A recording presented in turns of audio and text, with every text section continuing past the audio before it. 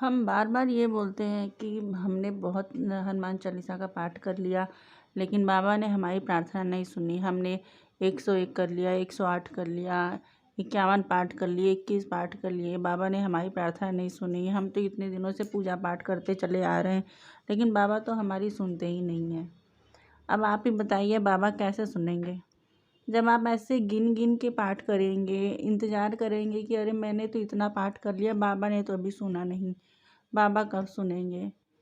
तो आपके मन में तो विश्वास ही नहीं है, फिर आप कैसे मान सकते हैं कि कैसे आप को विश्वास होगा कि बाबा आपकी सुनेंगे? अरे आप बाबा के ऊपर पूरा विश्वास तो करके देखिए, तब आपको पता चलेगा कि बाबा आपकी सुन रहे हैं कि नहीं सुन रहे हैं।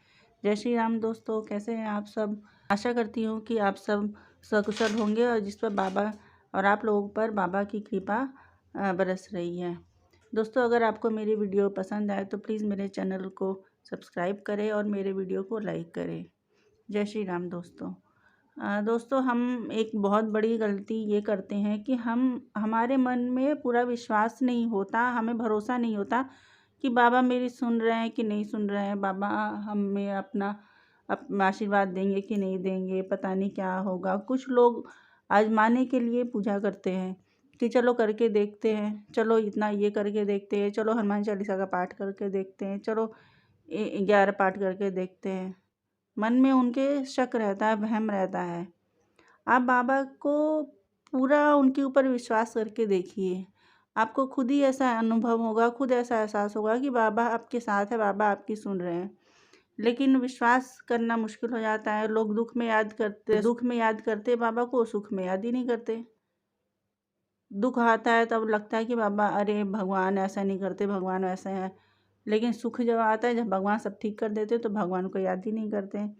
दोस्तों, आज मैं कुछ ऐसी बातें बताने जा रही हूँ जिससे लोग बाबा से क्यों नहीं कनेक्ट हो पाते, हनुमान जी बाबा से क्यों नहीं कनेक्ट हो पाते या किसी भी भगवान से क्यों नहीं कनेक्ट हो पाते। इसका पहला कारण है कि हमारा मन एक चित्त ना होना।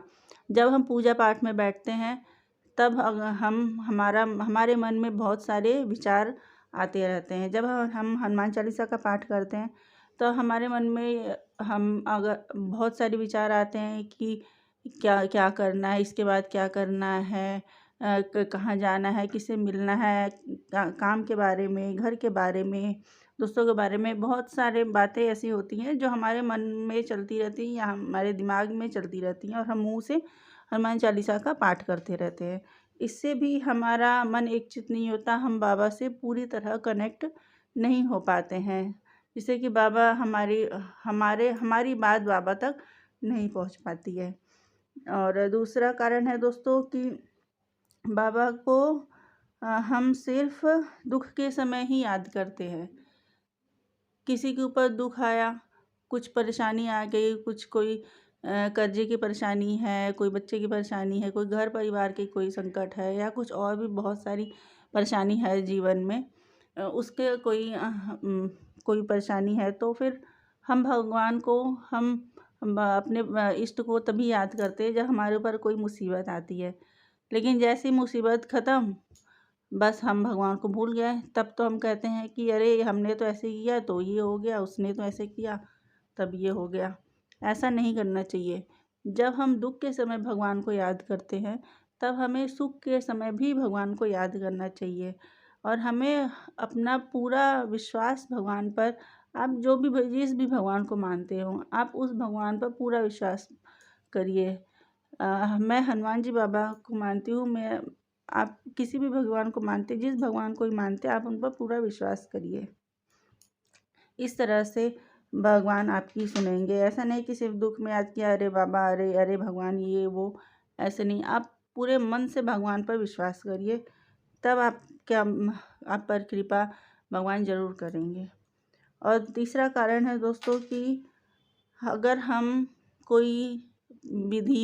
कोई पूजा को लेके कोई विधि या कोई नियम अपनाते हैं या कोई संकल्प लेते हैं, तब हम उस नियम को किसी भी कारणवश या मजबूरी में या फिर वैसे अगर हमारा छूट जाता है, अगर मजबूरी में छूट जाता है तो चलो कोई परेशानी नहीं है। लेकिन कभी कभी ऐसा होता है कि हम उसे जानबूझ के छोड़ देते हैं कि चलो हमारा काम पूरा हो गया तो चलो जाने दो, इतना ही हो गया, इतना में हमारा काम पूरा हो गया। ऐसा नहीं करना चाहिए। अगर कुछ बहुत ज़्यादा अर्जेंट कुछ काम है, जैसे सूतक वगैरह पड़ जाता है, या फिर लेडीज़ प्रॉब्लम जो होती है वो हो जाती है, या फिर कुछ ऐसा हो जाता है कि मतलब कि जिसमें नहीं करना चाहिए, पूजा पाठ नहीं हो सकता है, तो चलो वो बात है कि उसमें नहीं कर सकते। लेकिन अगर हम कोई संकल्प ले रहे हैं, जो नियम में हम बंध रहे हैं, पूजा अगर हम कोई नियम बांध रहे हैं तो उस नियम को हमें पूरा करना ही करना चाहिए। चाहे कुछ भी करके हमें वो नियम पूरा करना है। अगर बहुत कुछ ऐसा सूतक वगैरह बात है तो चलो उसकी बात अलग होती है, उसमें समझ में आता है कि उसमें नहीं हो सकता, वो तो भगवान भी हमें माफ़ करते हैं। लेकिन अगर हम कोई संकल्प ले रहे हैं, जिस समय पर ले रहे हैं, सुबह शाम कितने बजे ले रहे हैं, ये सब का ध्यान रखते हुए हमें अपने उस नियम को पूरा करना चाहिए। और चौथा पांचवा कारण है दोस्तों कि हम अपने पूजा पाठ में डिसिप्लिन हमारा नहीं होता है। कि हम कभी कभी ऐसा होता है कि कभी हम पूजा कर लिए, पूजा तो हमने बड़े अच्छे से स्टार्ट कर दिया कि नहीं आज से हम पूजा शुरू करेंगे, आज हमें इतना करना है, इतने पाठ हनुमान चालीसा का करना है, इतने बजे करना है। आपने अपने 21 दिन का संकल्प ले लिया, फिर आपने एक हफ्ते तो अच्छे से कर लिया, फिर आपको आलस आने लगा कि नहीं अभी नहीं, अभी तो इतने बजे कर लिया है, चलो आधा घंटा लेट कर लेते हैं, क्या हो जाता है, एक दिन लेट करने में क्या हो गया। तो ऐसा नहीं नहीं करना चाहिए। ये होता है, ये नियम में बंधना नहीं हो जाता फिर। तो इस तरह से बाबा हमारी प्रार्थना थोड़ी ना सुनेंगे। पूजा में हमें डिसिप्लिन होना बहुत ज़रूरी है। पूजा हमें अगर इतने दिन का लिया है हमने, तो हमें उतने दिन का पूरा करना ही पड़ेगा। ऐसा नहीं कि आज कर लिया, 2 दिन कर लिया, 3 दिन छोड़ दिया, 3 दिन कर लिया, 1 दिन छोड़ दिया, ऐसे नहीं करना है। हमें पूजा में डिसिप्लिन होना है। ऐसा नहीं कि जब काम पूरा हो गया तो छोड़ दिया, नहीं तो चलो बाद में कर लेंगे, 10 बजे कर लिया है तो 12 बजे कर लिया, 12 बजे कर लिया है तो 1 बजे कर लिया, ऐसा नहीं। जितने बजे लिया है हमने, हमें उतने बजे ही करना है। आशा करती हूँ दोस्तों कि आपको मेरी बात समझ में आ रही होगी, और आपको ये सारी नियम, ये सारी बातों का आप ध्यान रखेंगे। और आखिरी कारण यह है दोस्तों कि अच्छे कर्म न करना। अगर हम अच्छे कर्म नहीं कर रहे हैं, हम दिन रात पूजा पाठ कर रहे हैं और हमारा कर्म ही अच्छा नहीं है, तो आप खुद ही सोचिए कि भगवान हमारी प्रार्थना क्यों सुनेंगे। हम दूसरों को तकलीफ़ दे रहे हैं, गरीबों का हक मार रहे हैं, दूसरों को परेशान कर रहे हैं, या कुछ गलत खा रहे हैं, पी रहे हैं, या बहुत मतलब मुंह से गलत गलत बातें बोल रहे हैं, कर्म अच्छा नहीं हो रहा है हमारा, सबको परेशान कर रहे हैं, तो इस तरह से भगवान हमारी प्रार्थना कैसे सुनेंगे। आप पूजा पाठ भले ही थोड़ा करिए, लेकिन आपको आपके कर्म कर्म अच्छे रखने चाहिए, क्योंकि जब आपके जीवन में सुख दुख आता है तो इसका कारण भगवान नहीं होते हैं। भगवान की वजह से आपके जीवन में सुख दुख नहीं आता। सुख दुख आता है आपके अपने कर्मों की वजह से। आप जैसा कर्म करेंगे आपके सामने वैसे ही फल आएगा। आप अच्छे कर्म करेंगे तो अच्छा फल आएगा, गलत कर्म करेंगे तो गलत फल आएगा। भगवान आपके उस फल को, गलत फल, अगर आपको गलत कर्म करने से अगर आपको अच्छा फल नहीं मिल रहा है, कर्म जैसे करोगे वैसे फल मिलेगा। भगवान की पूजा पाठ आपको शक्ति दे, महाराज आपको शक्ति देते हैं कि आप उस गलत चीज़ से बाहर निकल जाए, ना कि आप दिन रात 24 घंटे पूजा पाठ करते रहें और कर्म आपके इतने बेकार हैं कि भगवान आपकी तरफ देखे भी ना, तो फिर क्या फ़ायदा ऐसे पूजा पाठ करने से। पूजा आप कम करें, भले ही आप कम करें, लेकिन आपको अपने कर्म अच्छे रखने पड़ेंगे। तो भगवान आपके ऊपर भगवान बाबा की दृष्टि ज़रूर पड़ेगी। वो तो सब कुछ जानते हैं, हमारे हनुमान जी बाबा सब कुछ जानते हैं, उन्हें सब पता है। बस आप अपने विश्वास के साथ, आप अपने श्रद्धा के साथ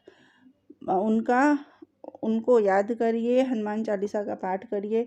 ना आप 11 पाठ कर सकें, ना आप 21 पाठ कर सकें, आप सिर्फ एक पाठ ही करिए, लेकिन सच्चे मन, सच्ची भक्ति, सच्ची श्रद्धा के साथ करिए। बस वो एक पाठ ही बाबा को प्रसन्न कर देगा, और वो आपकी हर मनोकामना, हर इच्छा को पूरा ज़रूर करेंगे। आशा करती हूँ कि आपको मेरा ये वीडियो पसंद आया होगा। अगर मेरा वीडियो पसंद आता है तो मेरे वीडियो को लाइक करें और प्लीज़ प्लीज़ प्लीज़ मेरे चैनल को सब्सक्राइब ज़रूर करें। जय श्री राम, जय हनुमान।